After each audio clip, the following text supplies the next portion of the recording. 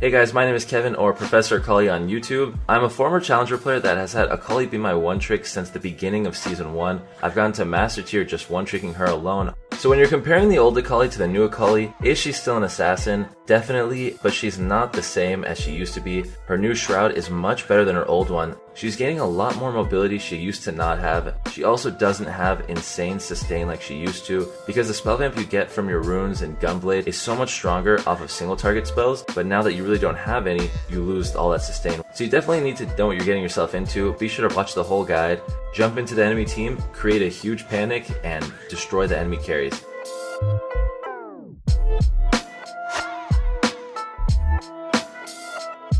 We'll start with her passive. When you hit an enemy champion with a spell, a circle will form around them. Once you exit the circle, you gain an empowered auto attack that doubles your auto attack range, gives you bonus magic damage, and also restores energy. For Akali's Q, she shoots out a bunch of blades in a cone, dealing damage to everything you hit. A tip for using Akali's Q is to make sure you're always tracking your energy. It's easy to get caught up on using your Q because it has an extremely low cooldown, but often Akalis end up wasting all their energy because of how short the cooldown is. Akali's W throws out a circle of smoke, and when you're in the smoke, Akali cannot be revealed by anything. Not turrets, not true sight spells, nothing. But if she attacks or throws out spells, she will be revealed briefly. A tip for her W would be, if you run in and out of the shroud, it actually increases the duration of her shroud by just a little bit. More likely than not, it's going to be hard for them to do anything when you're constantly re-entering invisibility. Akali's E throws out a shuriken, it marks whatever she hit, and she can then recast it to dash towards that target. Whilst throwing her E, she actually flips backwards, which can be used to jump over small walls and other terrain. If you want to use it aggressively, you don't have to always hit the target with your mark. You can E backwards to gain distance on the enemy if you're not sure if you can hit them.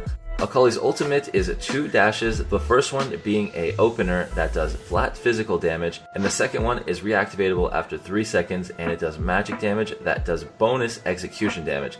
An advanced tip for Akali's ultimates is that both of them can be used with her flash, meaning if you cast your ult and then flash at the end of it, you can actually extend your ultimate.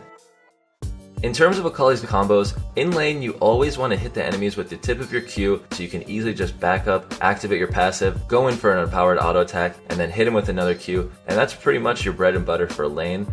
In small skirmishes, you definitely want to go in for an E first. If it lands, you can go in with it, your passive will already be activated, hit them with the passive proc, Q them, and then immediately shroud so you can run out of the range safely, get your passive proc again. You should have won the fight if everything goes well. And the most important combos is to know how to assassinate the squishy carries, right? All you have to do is make sure you get your ultimate onto them for that brief micro stun, guaranteeing you hit your E onto them, landing the mark, and flipping you backwards. Your passive will then activate, and you want to go in for an auto attack Q. You probably will one-shot any carry, but if you don't one-shot them, use your shroud, wait a second, and then the second part of your ultimate will most definitely execute them. So in terms of laning phase, generally you're going to be playing your mid lane against a wide variety of mages that have range you just can't do anything about before you hit level 6, or you'll be going against melee matchups like Zed, Talon, Echo. If you're going into melee matchups, those are simple. If they're an AD melee matchup, get cloth armor and harass them to death. If they're an AP melee matchup, get a dark seal and harass them to death. In terms of laning against ranged champions mid, your best bet is to keep on farming up with your Q and your E. Use your Q from a very safe distance to make sure you don't get poked for going in. Or you can use your shroud to safely run up to minions, auto attack them, and then go back into stealth before the enemy has a chance to harass you to death. Be sure you're using your empowered Q, which means that once you have 180 energy or more, you get healing off of your Q. All you have to do is hit one minion, you get the same amount of healing no matter what. It's sad to say that that is how Akali's laning works against ranged champions, but the trade-off, you jump in on any ranged character level 6 and you will have so much fun killing them with ease. Melee matchups are a lot more fun in my opinion. Just keep hitting enemy champions with the tip of your Q, back up so you can get your passive ready, hit them with your passive auto. If they try to retaliate, just use your shroud, or back up with your E. So if a champion tries to jump in on you, you simply E as a retaliation and they take a terrible trade. Once pretty much every assassin is level 6, they gain a type of spell that helps them kill you, right? Zed has his Death's Mark, Fizz has his Fish thing, but because you're playing Akali, you can simply counter them by just going into invisibility on a 17-second cooldown. She does lose to a lot of tanky bruisers like Renekton, Garen. Those champions can simply jump on top of you without you being able to run away, abusing the fact that Akali has such a low base armor.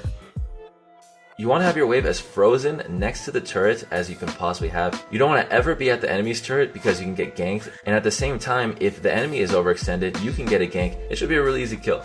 But if you're not frozen, the second that the enemy you're trying to gank sees your teammate, hit them with the first part of your ultimate for that stun. Landing your E is going to be essential because they might try to flash away. Do everything you can to dive them. Akali's Shroud is very forgiving. You can dive them and survive a lot easier than most champions. Getting an early lead on Akali is one of the most OP things in the world because she snowballs harder than most champions in all of League of Legends.